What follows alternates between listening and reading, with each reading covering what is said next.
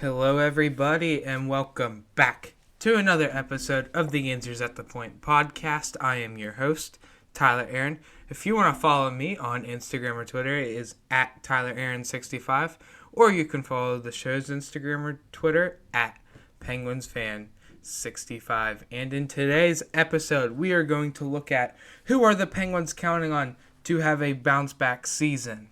In the next segment, we will look at the Penguins' 2022-2023 rookie camp roster, and then we will wrap up this episode with the Penguins' nationally televised games. And that is all coming up right after this drop. Oh, slap me, silly Sydney. Oh, save my face with a rusty razor. Oh, Murphy and the fans are smiling like a butcher's dog. Oh, let's go hunt moose on a Harley. Oh, scratch my back with a hat. As he beats Theodore like a ragged mule. Ladies and gentlemen, you got it. Elvis has just left the building. All right, welcome back to this episode of the Answers at the Point podcast. I am your host, Tyler Aaron. If you want to follow me on Instagram or Twitter, it is at TylerAaron65, or you can follow the show's Instagram or Twitter at PenguinsFan65. And in today's first segment, we are going to look at who are the Penguins counting on to have a bounce-back season. So I read an article about this yesterday. I want to say it was from Pittsburgh Hockey Now.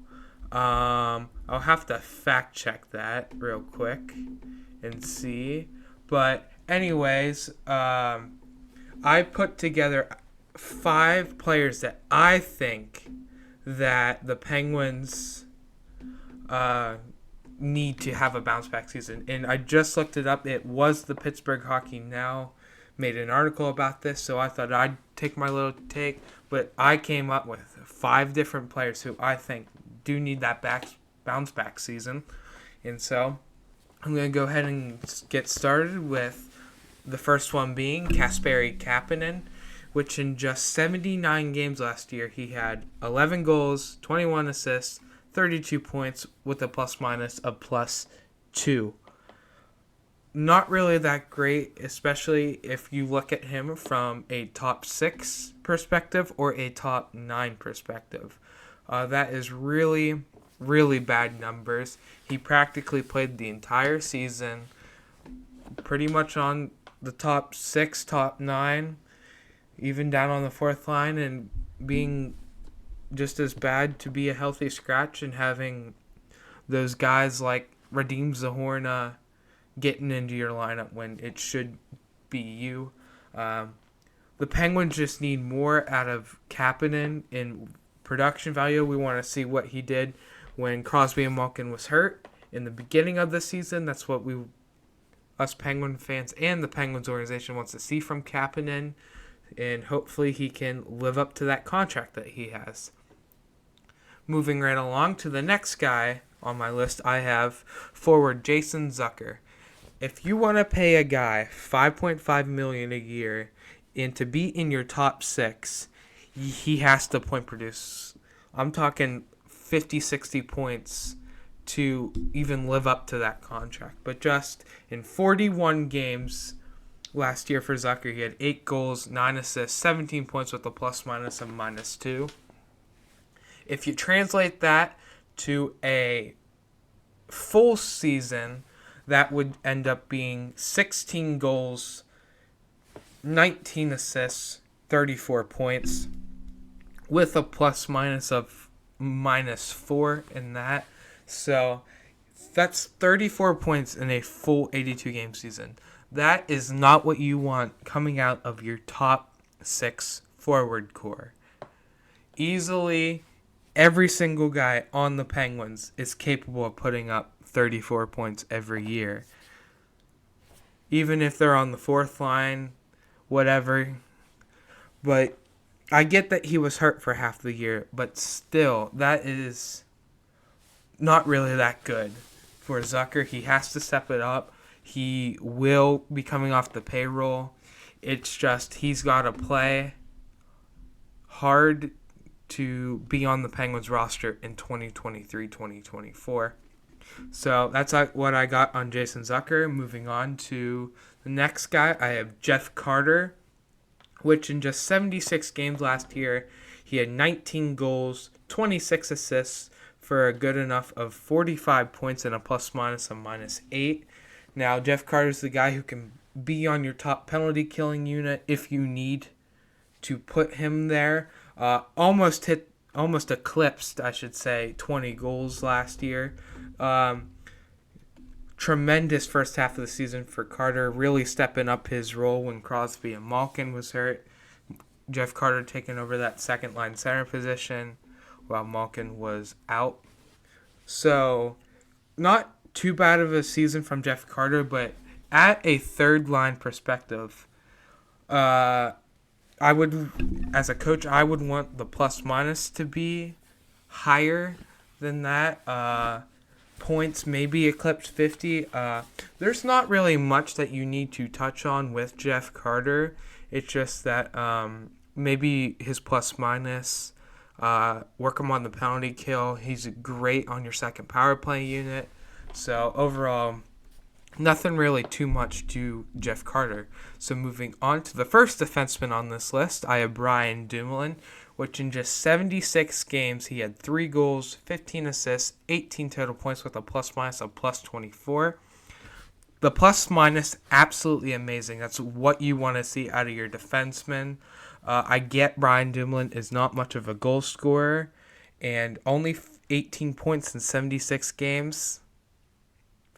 This is not the great, especially since last year you were on the top 4 and heck playing with Chris Letang, who had a career season. If you're the other defenseman who's just feeding the puck to Letang, you should be getting more than 15 assists a year, which was not the case in Brian Dumoulin. So, yet again, he was very shaky all season long. So, we'll wait and see what Dumoulin can contribute to the Penguins next year. Again, with his 4.1 cap coming off the books at the end of the season, this is the year for both Jason Zucker and Brian Dumoulin to remain on the Penguins payroll heading into that following season. And last up on the list, I have Marcus Pettersson, in which in just 72 games, he had 2 goals, 17 assists, 19 points with a plus-minus of +8. For a guy that you're paying well over $4 million for what Marcus Pettersson's producing on your top 4, it's absolutely not great. Pettersson probably has the worst contract on the Penguins, which is very tough, but unfortunately, there's nothing that we can do. If we went for a buyout, I believe his contract will be on the Penguins payroll till 2026, 2027. That's if we bought him out today. And I guess we're just going to have to roll with what we have with Marcus Pettersson. So, just got to do better. Got to do better when it comes to the penalty kill. Todd Reirden is an amazing coach. The penalty kill should be not a problem, and that defensive core should be a lot better. So that is going to do it for this first segment of who are the Penguins counting on to have a bounce-back season. So coming up in the next segment, we are going to look at the Penguins 2022-2023 rookie camp roster, and that is all coming up right after this. Alright, I am back here on the Injuries at the Point podcast. I am your host, Tyler Aaron. If you want to follow me on Instagram or Twitter, it is at TylerAaron65, or you can follow the show's Instagram or Twitter at PenguinsFan65. And in this segment, we are going to look at the Pittsburgh Penguins 2022-2023 rookie camp roster. So, moving on right into that, the Penguins rookie camp roster will take place, I believe, during development camp, and they'll be competing in a tournament held in New York in a few weeks in the Prospects Challenge. So I'm going to go right ahead and read through the rookie camp roster. So the forwards for the Penguins is number 22, Samuel Poulin, one of our best prospects out there. I'm very excited to see him play here. Next up, we have number 27, Corey Andonowski. I do not know much about him. Next up is number 34, Nathan Legare. I think that he has a really potential shot at making the NHL team, maybe even NHL scratch. I'm a big fan of Nathan Legare. Next up, number 36, Philip Hollander. Number 39, Sam Howd. Number 45, Jonathan Gruden. Number 46, Jordan Frasca. Number 51, Ty Glover. Number 64, Brooklyn Kalmikov. Number 72, Lucas Chavoski. Number 75, Kyle Olson. Next up, one of the best Penguins prospects who actually has a chance of making the team this year. Number 76, Valtteri Puustinen. And number 80, Ravis Ansons. So those are the forwards that will be in the Prospects Challenge and the Penguins rookie camp roster during training camp and right before preseason starts. So we are going to move right along to the defensemen. There is 9 defensemen who made the rookie camp roster, and those are number 37, Jack St. Ivany, number 38, first-round pick, Owen Pickering, number 41, Nolan Collins, number 50, Josh Manis Calco, number 55, Chris Ortiz, number 56, Clay Haynes, number 62, Colin Sawyer, number 54, Ryan McCleary, and number 78, Isaac Belleville. And then moving on to the goalies really quickly, there's 3 of them. We have number 31, Philip Lindbergh, number 33, Taylor Gunther, and number 60, Tommy Napier. So that is the Penguins rookie camp roster. I'm going to talk now about the standouts. What players will probably be making the biggest impact on the rookie camp roster. So, with that being said, for the forwards, the top guys I have on the Penguins rookie camp roster is Samuel Poulin, Nathan Legare, Valtteri Puustinen, and Jonathan Gruden. Those, I think, will be the top forwards on the rookie camp roster. And then on the defensive side, I expect big things, and probably the best defenseman probably on the rookie camp being Owen Pickering, Nolan Collins, and Isaac Belleville. And then probably, which I would think would be our starting goaltender in the rookie camp, would be Philip Lindbergh with Taylor Gauthier. And so those are who I think would be the starter and backup, with Napier being the third string goaltender. So development camp is getting ready to be underway along with training camp. So the Penguins did announce about a month or 2 ago that about the Penguins rookie camp that will take place on September 15th and will go to September 20th. So it's right before training camp opens. Training camp does open on September 22nd. So the Penguins will be competing this year in the Prospects Challenge, which will take place in Buffalo, New York from September 15th to the 19th at Lacombe Harbor Center in Buffalo. That sure will be good. I really don't know much about the Prospects Challenge, so it'll be curious to see what that will be. And then the Penguins Prospect Game will be on September 17th at 3:30 versus the Boston Bruins.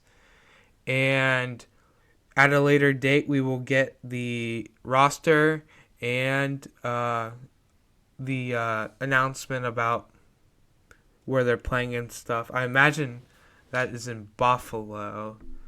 That was stupid that I said that. Streaming information will be announced at a later date, is what I'm reading right now. So, expect that. I would imagine the streaming service will be happening on the Penguins website, on Pens TV. I will say something if that changes or not, but I can imagine it being streamed on the Penguins website. So, that is going to do it for this segment of the 2022-2023 Rookie Camp roster. So coming up in the next segment, we are going to look at the Penguins' nationally televised games, and that is coming up right after this. Alright, I am back here on the Yinzers at the Point podcast. I am your host, Tyler Aaron. If you want to follow me on Instagram or Twitter, it is at TylerAaron65, or you can follow the show's Instagram or Twitter at PenguinsFan65. And coming up in the final segment of this episode, we are going to look at the Penguins' nationally televised games. So, just the other day, the NHL released every team's of how many games they will be on national television, and believe it or not, the Penguins are tied for the most. Yes, the Penguins have 15 games this year on national television, which ties the New York Rangers. They have 15 as well, and both of us have the most appearances on national television. So, 2 of them will be on ESPN.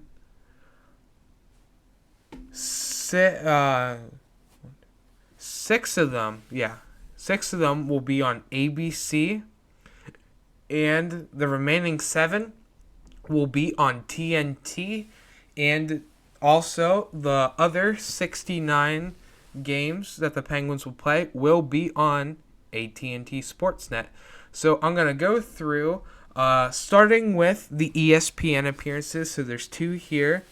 The first Penguins televised game on ESPN is Tuesday, November 1st against the Boston Bruins at home at 8 o'clock, and the other one being on Thursday, March 23rd, 2023 at Dallas at 9 o'clock. Also, those games will indeed be on ESPN Plus as well, and not just on regular ESPN. So, moving on to the ABC games. So, there's 6 of them that the Penguins have, with the first one being on Saturday, February 25th in St. Louis at 3:30. Next one being on Saturday, March 11th versus the Flyers at 3:30. Next one a week later on Saturday, March 18th at New York Rangers at 8 o'clock. The next one being a week from that day, again, Saturday, March 25th versus Washington at 8 o'clock. And then the next week on Saturday, April 1st, it'll be versus the Boston Bruins at 3. And then the following week after that, on April 8th, they'll be in Detroit at 8. So all of these, so pretty much from February 25th to April 8th, every single Saturday, expect the Penguin game to be on ABC. This will also be on ESPN Plus as well, these 6 games. So, and this would likely be their push for the playoffs point. So, they already imagine that the Penguins will be running for a playoff spot, and those opponents are the big opponents for the Penguins late in that season. So, moving on to the 7 games that will be broadcasted on TNT. Starting off with Wednesday, November 2nd at Buffalo at 7:30. A week later, on Wednesday, November 9th, at Washington at 7:30. Friday, November 25th, at Philadelphia at 5:30. Wednesday, December 28th, versus Detroit at 7:30. Monday, January 2nd, the Winter Classic at Fenway Park versus the Boston Bruins. That game will be at 2 o'clock. And then Sunday, March 12th, versus the New York Rangers at 4. And the last one on TNT being Wednesday, March 22nd, at Colorado at 8 p.m. So these are pretty much all of the Penguins' close rivals here, minus a team like Colorado and maybe Buffalo. But it's all against the Penguins' hard-fought rivals that will be on TNT here. And all those games that I just said for TNT can also be seen locally on AT&T Sportsnet. So with those 15 nationally televised games, the other 69 remaining games will all be on AT&T Sportsnet. So I'm a very big fan of what TNT puts on. I like their broadcasters better. No offense to ESPN, but they just have a better full. I think, though, TNT's first ever game that they did was last year's Winter Classic with St. Louis and Minnesota. So I do prefer TNT over ESPN. The thing with ESPN is I remember when the first ever game on ESPN was Pittsburgh-Tampa Bay. It was the first game of the season, and like the audio from the ice wasn't that great because you can hear like the mic interference and stuff in it. Like I've never heard that before, so I do. So I'm glad TNT's got the most games. A lot of teams did get over 10 games. Some teams only have like 6 or 7. So the Penguins always get lucky when they appear on national television, mostly because of how good we are every year and the rivals that we do play. So that is going to do it for the Penguins to appear on nationally televised games. Before I go, I just also wanted to talk quickly. Earlier today, the NHL announced some news. Former Penguin Zach Aston-Reese signed a professional tryout with the Toronto Maple Leafs. Hoping he would come back to Pittsburgh, but it looks like that's not the case, and is going to go to a professional tryout with the Toronto Maple Leafs. Also, Evan Rodriguez should be signed within a week. Evan Rodriguez tweeted about it, I believe, and said that the Anaheim Ducks are one of the teams interested in them. And I also heard today from a source that the Vancouver Canucks are out on Vancouver, but there's still multiple teams interested. I know Pittsburgh will be one of those teams. Anaheim, I'm pretty sure Seattle's another one of those teams. Maybe Calgary, too, is what I heard. So, and then also, as I was recording the second segment here, I got a notification about the Penguins. They just released their promotion schedule. But I will look at that and talk about it in the next episode, which will be on Monday, September 12th. So that's going to do it for this episode of the Yinzers at the Point podcast. And so I will talk to you all on Monday.